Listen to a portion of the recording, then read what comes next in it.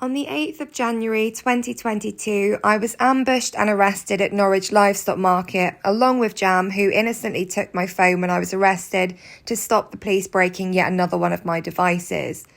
In a state of complete mental anguish, I had previously sent a few unpleasant messages, okay, they were brutal, to someone who repaid my bending over backwards for him by screwing me out of thousands of pounds, leaving me on the brink of a mental breakdown, crippled with debt and fighting to keep a roof over my head. The police used my misfortune to further persecute me by charging me with malicious communications, which was later thrown out of court due to the circumstances. Despite the fact this had nothing to do with my activism, the police, opportunistic and corrupt as ever, used this arrest to bail me away from the livestock market. They've made their intention to stop me protesting there very, very clear from the off. The bail condition was totally unrelated to the alleged offence, disproportionate and punitive, and thus the court rescinded it on the 8th of February 22. Up until that point, I had adhered to the condition and had been protesting on a roundabout at the top of the livestock market access road and just outside of the exclusion zone. So on the 19th of February last year, which was the next market after the conditions had been lifted, I was glad to be back with the main protest. As always, the police were relentlessly incompetent, abusive and oppressive, and spent the morning allowing farmers to aggressively drive into and injure activists. At around 9:30, a farmer who had previously threatened to kick a 17-year-old female activist in the See You Next Tuesday shouted, swore at, threatened and drove into activists right in front of the police. Even after years of them turning a blind eye, sometimes what they allow the farmers to get away with is so outrageous it still shocks me and it always angers me.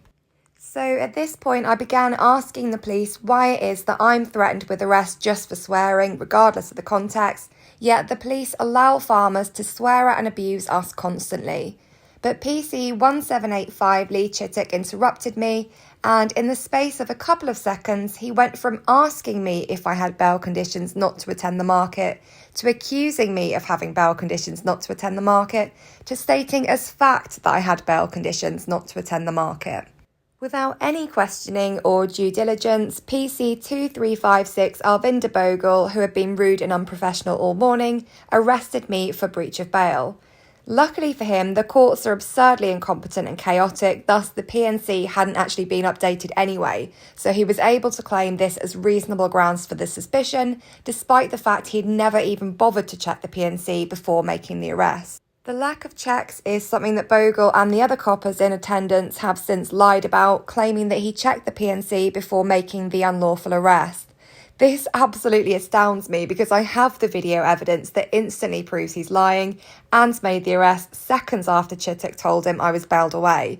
And if he'd checked the PNC earlier in the morning, why had he waited 2.5 hours to arrest me? So I spoke to Bogle's Sergeant 399 Thomas Rimmer, and showed him an email from my solicitor clearly stating my unconditional bail. Other activists attested to what I was saying, and not only that, but the police are well aware of the lack of updates to the PNC from the court and that is a common problem. And the same thing had actually happened to me before, only last time I wasn't actually arrested and they managed to clarify before making that mistake. They also knew I'd spent the previous weeks up at the roundabout so as not to breach my bail, so why would I suddenly break it and leave myself liable to arrest for something so trivial and that doesn't make any difference to the animals? By this point, the police knew full well I was on unconditional bail, and despite the fact they could have done checks to find out for sure, they proceeded with the arrest to save face and to penalise me. As I almost always do, I went limp as I had no intention of assisting with their assault, battery, kidnap and false imprisonment of me. The absolute goons dragged me around, forgot to search me and had to put me back down on the ground. They bound my legs in a restraint. They searched me in front of a car park full of people, all out of spite. When it dawned on PC Bogle that his arrest was unlawful and he'd made a huge cock-up, he accused me of assaulting PC 2096 Hannah Clark when my handcuffs made contact with her head. My body had been completely limp and my cuffs hitting her head was the result of bellicose and clumsy handling by moron police as they manoeuvred me into the back of the van like a scene from the Benny Hill show. But unscrupulous PCR vendor Bogle saw an opportunity to invent something better than she's breached bail conditions she doesn't even have to take to his custody sergeant, and so he further arrested me for assault on an emergency worker. After less than an hour in a cell at Wymondham PIC, the custody sergeant was able to ascertain that I'd been telling the truth and my bail condition had been lifted. But without a word of apology, he told me I would remain in custody due to the assault PC allegation. Doesn't it all seem very staged? 12 hours and one mental health episode later, and I was released from the police station covered in bruises from their earlier attack. Naturally, there was no evidence of the alleged assault on PC 2096 Hannah Clark, and the allegation was NFA'd. I wasted no time in contracting top AAP lawyer Ian Gold to sue for this unforgivable abuse, and proceedings are ongoing. The extent to which the police have lied is unreal, and of course I will be exposing all of it once the case is concluded. So, all in all, another massive cock-up and embarrassment for Norfolk Constabulary, one that will be dragged through the court and will cost them tens of thousands of pounds. Now, those who don't know the police would probably think they'd be feeling contrite, looking at ways they can improve communications and prevent such a shocking abuse of human rights from happening again.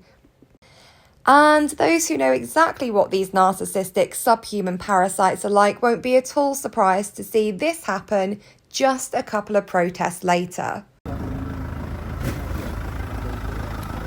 Just run people over straight in front of police. Look at that. Gemma, is it Gemma?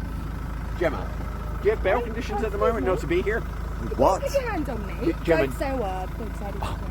I think you have bail conditions, don't you, not to be here? Is this deja vu? Huh? Say it again. I'm going to check. That's the briefing that they had. Have you got bail conditions at the moment? Deliberately forcing you to get out of my face and don't do your job again. Okay. Alright? Thanks. Just come Go over here and away. speak to me for a second. What's wrong with No. the details? Gemma. Gemma. Am I being detained? Get off. Not yet. I'm going to check and we'll do that. Right. If everyone lets this car go, Sam, you said you were going to speak to him, didn't you? Alright, yeah, you speak to him down there. Don't put your grubby little hand on me again. Who do you think you are? But start acting like a police officer. Act like one. Yeah. Act like one. Alright, thank you. Impartiality, decency, integrity. Yes, all good. Gemma. Upholding people's fundamental rights. Try I'm it. just going to check. The Don't briefing, come over and put your hand on me. The briefing that I had is that you're currently got bail conditions not to be on this road.